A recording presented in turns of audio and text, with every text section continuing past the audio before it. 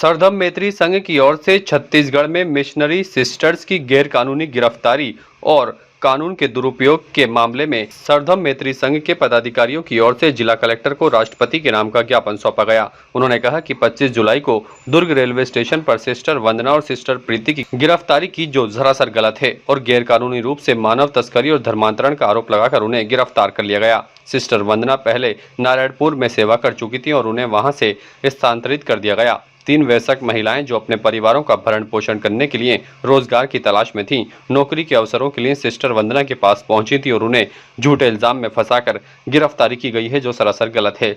उन्होंने छत्तीसगढ़ पुलिस की इस बेबुनियाद और कानूनी कार्रवाई का विरोध किया और राष्ट्रपति से संज्ञान लेने की मांग रखी। 25 जुलाई को एक अमानवीय घटना घटी है छत्तीसगढ़ में। हमारी 2 सिस्टर्स को, 2 नन्स को वहाँ पर रोका गया दुर्ग स्टेशन पर बिना कारण, जबकि उनके पास टिकट थे और उन बच्चियों के भी टिकट थे और उन लड़के के भी टिकट थे, सबके टिकट थे। उनके साथ दुर्व्यवहार किया गया, यहाँ तक कि मारपीट की गई उनके साथ में। किस आधार पर की गई? और एक ही आधार मानते, हर बार एक ही बात करते हैं धर्मांतरण की। धर्मांतरण किस बार का? वो तीनों बच्चियाँ एक क्रिश्चियन थी, तीनों बच्चियाँ जो चारों के चारों लड़का भी ईसाई थे, तो किस प्रकार का धर्मांतरण? और कुछ बातें, कुछ लोग ऐसे थे जो उनके ऊपर अपने आप में उन्होंने आकर के उनके ऊपर मारपीट करना शुरू कर दिया। ये कौन सा हुआ है?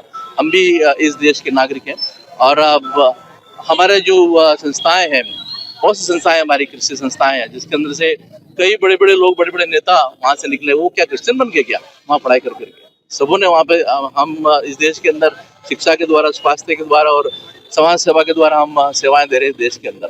और इस प्रकार की जो घटनाएं हमारे क्रिस्ती समाज के ऊपर हो रही है, उनका विरोध करने के लिए हमारे अजमेर के जितने भी क्रिस्ती समाज है, क्रिस्ती समाज के लोग यहाँ पर उपस्थित हैं।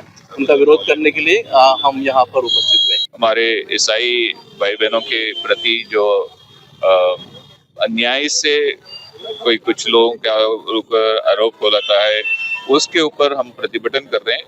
ये विशेष रूप से जो दुर्ग रेलवे स्टेशन में हमारे 2 सिस्टर लोगों को और एक भाई को और कुछ महिलाओं को रोक दिया था यात्रा करते समय, ये बोलकर कि धर्मांतरण का आरोप लगाया गया, ट्रैफिकिंग का आरोप लगाया उनके ऊपर, जो कि निराधार है, जो इसमें कोई भी सत्य नहीं।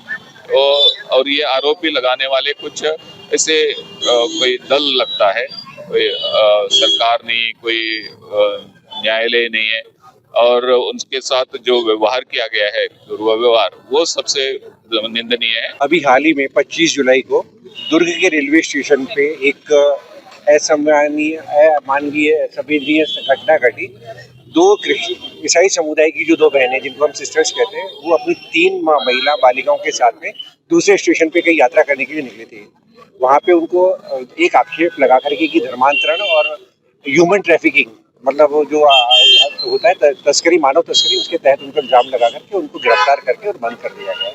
आज उसी के विरोध में ईसाई समुदाय विशेष रूप से ईसाई लेकर गए और उनके साथ और भी सामाजिक संगठन जुड़े हुए हैं। सर्वधर्म मैत्री संघ है, PUCN है और दूसरी सामाजिक संस्थाएं, वो भी ज्ञापन के माध्यम से विरोध जताने आए कि उन सिस्टर्स को पहले तो सबसे पहले रिहा किया जाए, और अगर कोई भी संवैधानिक कार्यवाही होने जा रही है और अगर वो कानून के तहत में आते हैं तो उनको बाद में निश्चित रूप से सजा दी जाए, लेकिन जब तक जांच नहीं हुआ तब तक उन्हें किसी प्रकार के आरोप से मुक्त किया जाए, ये एक मांग रखना है। ताज़ा खबरों के लिए देखते रहें सरेराह न्यूज। अपना फ़ोन उठाएं और सब्सक्राइब करना ना भूलें।